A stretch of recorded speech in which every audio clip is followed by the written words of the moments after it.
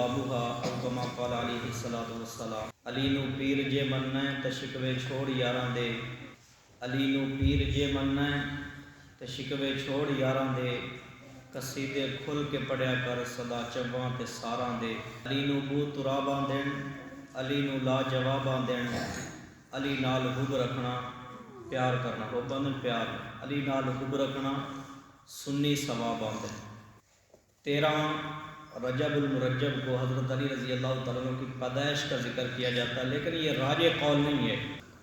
اور پھر یہ بات کی جاتی ہے کہ حضرت علی بیت اللہ کے اندر پیدا ہوئے، اس طرح مکہ کو بھی حرم کہہ دیتے تھے، حرم کے اندر پیدا ہوئے یہ کہا جاتا ہے، لیکن یہ قول راجح ہے کہ حضرت علی رضی اللہ تعالیٰ عنہ مکہ کے اندر پیدا ہوئے۔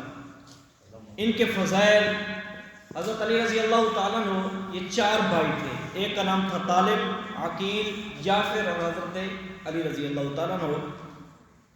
حضرت جعفر بھی حضور کے صحابی ہیں۔ حضرت علی رضی اللہ تعالیٰ عنہ ان کے جو والد تھے ابو طالب، انہوں نے حضور علیہ السلام کا دادا، حضور کے دادا کی وفات کے بعد بڑا خیال رکھا۔ پھر جب حضور بڑے ہوئے تو آپ نے حضرت علی کو اپنی کفالت کے اندر لے لیا، اور جب آپ نے نبوت کا اعلان کیا، آپ نے فرمایا میرا کلمہ پڑھنے کے لیے کون تیار ہے؟ تو بچوں میں سے سب سے پہلے حضرت علی کھڑے ہو گئے، یا رسول اللہ میں تیار ہوں آپ کا کلمہ پڑھنے کے لیے، کیونکہ حضور کی تربیت کے اندر تھے، حضور کی کفالت کے اندر تھے، تو حضور کی سیرت اور اسی طرح حضور علیہ السلام کا جو سیرت اور زندگی تھی اس کا وہ کردار حضرت علی کے اندر نظر آتا ہے۔ آپ فرمایا کرتے تھے میں علم کا شہر ہوں، علی اس کا دروازہ ہے۔ حضرت علی رضی اللہ تعالیٰ عنہ حضور علیہ السلام کا کلمہ پڑھ کے مسلمان ہو گئے۔ پھر آپ ان سے وہ محبت فرمایا کرتے تھے، وہ پیار کیا کرتے تھے۔ جب آپ نے ہجرت کی تو آپ اپنے بستر پر حضرت علی کو لٹا کے گئے۔ مکہ والے یہ سمجھتے تھے کہ آپ امانت دار بھی ہیں، آپ سچے بھی ہیں۔ جب آپ نے فاران کی چوٹی پہ کھڑے ہو کے یہ اعلان نبوت کیا، اس وقت آپ نے یہ ڈائریکٹ نہیں کہا کہ میں اللہ کا نبی بن کے آیا ہوں، اللہ کا رسول بن کے آیا ہوں، بلکہ آپ نے فرمایا اگر پہاڑ کے پیچھے سے ایک لشکر نکلے گا جو تم پر حملہ کر دے گا، یہ بیعت میں آپ کو کروں تو آپ میری بات ماننے کے لیے تیار ہیں؟ مشرکین مکہ کہہ رہے تھے ہاں ہم آپ کی بات ماننے کے لیے تیار ہیں، آپ سچے بھی ہیں، آپ امانت دار بھی ہیں۔ پھر آپ نے کہا قولوا لا الہ الا اللہ، لوگوں کہہ دو نا لا الہ الا اللہ، تم کامیاب ہو جاؤ۔ پھر وہی لوگ جو آپ کو امانت دار کہہ رہے تھے، جو آپ کو سچا کہہ رہے تھے، وہی لوگ آپ کو گالیاں دے کے جا رہے ہیں، وہی لوگ آپ کو پتھر مارتے ہوئے جا رہے ہیں۔ اس کے بعد حضور علیہ السلام نے پھر آپ نے اپنی جو دعوت تھی اپنے گھر سے شروع کی، حضرت خدیجہ کو دعوت دی، وہ مسلمان ہو گئی، اور اسی طرح حضرت ابوبکر صدیق وہ مسلمان ہو گئے، حضرت علی رضی اللہ تعالیٰ عنہ وہ ایمان لے کے آ گئے۔ تو میں بات عرض یہ کر رہا ہوں کہ حضور کو امانت دار بھی سمجھتے تھے، حضور کو سچا بھی سمجھتے تھے۔ تو جب آپ مدینہ ہجرت کے لیے جا رہے تھے تو مکہ والوں کی امانتیں حضور کے پاس تھیں، وہ لوگ یہ جانتے تھے کہ یہ ساری امانتیں ہماری واپس کر کے جائیں گے، تو آپ نے اپنے بستر پر حضرت علی کو لٹایا اور آپ نے فرمایا علی کل یہ ساری امانتیں مکہ والوں کو واپس کر کے تو مدینہ آ جانا۔ اس وقت حضرت علی کی عمر 22 سال تھی۔ جب حضرت علی مدینہ پہنچے تو آپ نے فرمایا انت اخی فی الدنیا والآخرہ، اے علی تو دنیا میں بھی میرا بھائی ہے اور تو آخرت میں بھی میرا بھائی ہے۔ آپ نے کیونکہ جو مدینہ ہجرت کرنے والے صحابہ تھے سب کو آپس کے اندر بھائی بھائی بنا دیا۔ تو حضرت علی ایک کونے پر بیٹھے ہوئے تھے، پریشان تھے۔ حضور نے پوچھا علی کیا بات ہے؟ تو حضرت علی عرض کی یا رسول اللہ آپ نے سب کو آپس کے اندر بھائی بھائی بنا دیا، مجھے کسی کا بھائی نہیں بنایا۔ تو حضور نے فرمایا علی تجھے یہ بات پسند نہیں ہے کہ تو میرا بھائی لگے اور میں تیرا بھائی لگوں؟ پھر آپ نے فرمایا علی تو صرف دنیا کے اندر میرا بھائی نہیں ہے، تو قیامت کے دن بھی میرا بھائی۔ آپ ایک مرتبہ حضرت فاطمہ کے گھر گئے تو رات حضرت حسن نے پانی مانگا۔ حضرت حسن اس وقت چھوٹے بچے تھے، تو حضرت فاطمہ اٹھنے لگی تو آپ فوراً اٹھ کھڑے ہوئے۔ تو حضور نے حضرت حسن کو پانی نہیں دیا بلکہ باہر آپ نکل گئے۔ ایک بکری کھڑی ہوئی تھی مریل بالکل، اس کے تھنوں کے اندر ایک قطرہ دودھ کا نہیں تھا، تو آپ نے اس کے تھنوں کو ہاتھ لگایا، جو تھن تھے وہ دودھ سے بھرا، آپ نے دودھ نکالا بکری کا، آپ لے کے گئے۔ اتنی دیر تک حضرت حسین بھی جاگ گئے، وہ سب سے پہلے آگے بڑھے کیونکہ حضرت حسین حضرت حسن سے زیادہ تیز تھے، وہ آگے بڑھے دودھ لینے کے لیے۔ تو حضور نے فرمایا نہیں پہلے حسن کو پلاؤں گا بعد کے اندر تجھے پلاؤں گا۔ پہلے آپ نے حضرت حسن کو دودھ دیا، بعد کے اندر حضرت حسین کو دودھ پلایا. پھر آپ نے فرمایا بیٹا فاطمہ تو اور یہ دونوں بچے اور جو سو رہا ہے، حضرت علی اس وقت سو رہے تھے، آپ نے فرمایا وہ جو سو رہا ہے قیامت کے دن جنت کے اندر ہم اکٹھے ہوں. اور آپ نے حضرت علی کا ہاتھ قریب کیا، آپ نے فرمایا علی تجھے مبارک ہو، جنت میں تیرا گھر میرے گھر کے سامنے ہوگا. اتنے فضائل حضرت علی رضی اللہ تعالیٰ عنہ کے لیے. پھر آپ نے خیبر کے موقع پہ فرمایا، ایک دن آپ نے جھنڈا حضرت ابوبکر صدیق کے ہاتھ میں دیا، فتح نہیں ہوئی. پھر آپ نے حضرت عمر کے ہاتھ میں دیا، فتح نہیں ہوئی.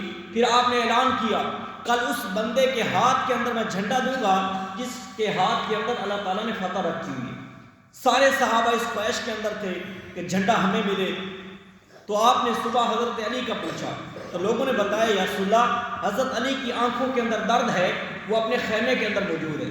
تو حضور نے حضرت علی کو بلایا، آپ نے فرمایا علی کیا بات ہے؟ یا رسول اللہ میری آنکھوں کے اندر درد ہے.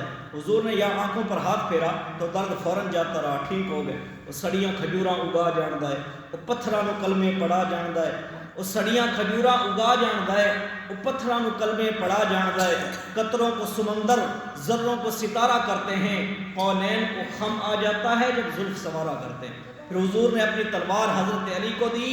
حضرت علی رضی اللہ تعالیٰ عنہ گئے، ان کا پہلوان تھا مرحب، وہ کہنے لگا جا جا کسی اور کو بھیج. حضرت علی کا قد زیادہ بڑا نہیں تھا، چھوٹے قد کے تھے. کہنے لگے جا کسی اور کو بھیج. حضرت علی کہنے لگے او مرحب، میری ماں نے میرا نام حیدر رکھا ہے، آ لڑنے کے لیے تیار تو ہو تو؟ میں آپ سے لڑنے کے لیے آیا ہوں، تم سے لڑنے کے لیے آیا ہوں. تو وہ کہنے لگا، حضرت علی نے فرمایا تو پہلے تلوار سے نا میرے اوپر وار کر. اس نے حضرت علی پر وار کیا تو حضرت علی نے تلوار سے روک لیا. دوسرا وار حضرت علی نے سر سے کیا اور پاؤں تک اسے چیر، دو ٹکڑے اس کے کر دیے. تو اللہ تعالیٰ نے یہ فتح حضرت علی کے ہاتھ کے اندر رکھی تھی. مسلمانوں کو فتح ہوئی، آپ داخل ہو گئے، اسی طرح مسلمانوں کو فتح ہوئی. تو حضرت علی رضی اللہ تعالیٰ عنہ کے بے شمار فضائل. پھر اسی طرح آپ نے سب سے اپنی پیاری بیٹی حضرت فاطمہ کا ہاتھ حضرت علی کے ہاتھ کے اندر دیا، رشتہ حضرت علی کو دیا. حضرت ابوبکر بھی رشتہ مانگنے کے لیے آئے تھے.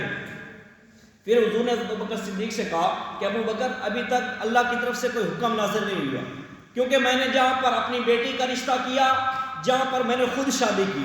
اب حضور کی عمر 25 سال ہے، آپ حضرت خدیجہ سے شادی کر رہے ہیں. حضرت خدیجہ کی اب تیسری شادی ہے اور عمر بھی 40 سال ہے، لیکن اللہ کا حکم تھا آپ نے حضرت خدیجہ سے شادی کی. پھر آپ نے 50 سال تک کوئی شادی نہیں فرمائی.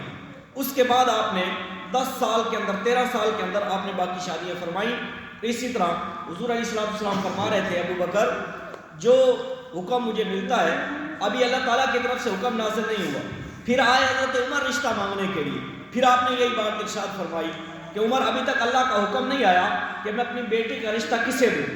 جب اللہ تعالیٰ کا حکم آ جائے گا اس وقت جس طرح اللہ تعالیٰ فرمائیں گے اس بندے کو میں اپنی بیٹی کا رشتہ دوں گا. تھوڑے دن گزرے تو حضرت عبد الرحمن ابن عوف بھی رشتہ مانگنے کے لیے آئے. آپ نے پھر وہی جواب دیا. کافی دن گزرنے کے بعد حضرت ابوبکر صدیق نے اور حضرت عمر نے حضرت علی کو تیار کیا کہ علی آپ رشتہ مانگنے کے لیے جائیں، آپ کو حضور نہ نہیں فرمائیں گے. حضرت علی گئے، حضور کی مجلس لگی ہوئی، حضرت علی خاموش ہو کے بیٹھ گئے، کوئی بات حضور سے نہیں کی. حضور نے خود ہی پوچھ لیا کہ علی فاطمہ کے رشتے کے لیے آئے. حضرت علی کہنے لگے جی یا رسول اللہ حضرت فاطمہ کے رشتے کے لیے آیا. حضور نے فرمایا انشاءاللہ. یہ انشاءاللہ اس لیے کہا کہ ابھی بیٹی سے پوچھنا باقی تھا. یہاں پر لوگ ہمارے پنجاب کے اندر زیادہ تر یہ ریت اور رواج ہے بیٹیوں سے نہیں پوچھا جاتا، حالانکہ بیٹیوں کا حق ہے ان سے پوچھا جائے.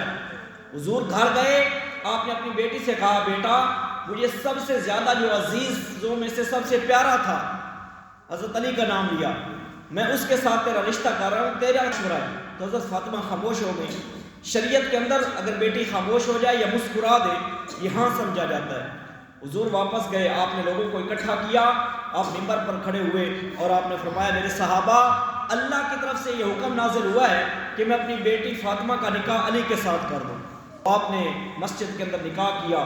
آپ نے فرمایا علی تجھے نبی کی بیٹی مبارک ہو. حضرت علی نے ایک لمبا سجدہ کیا، اللہ تعالیٰ کا شکر ادا کیا.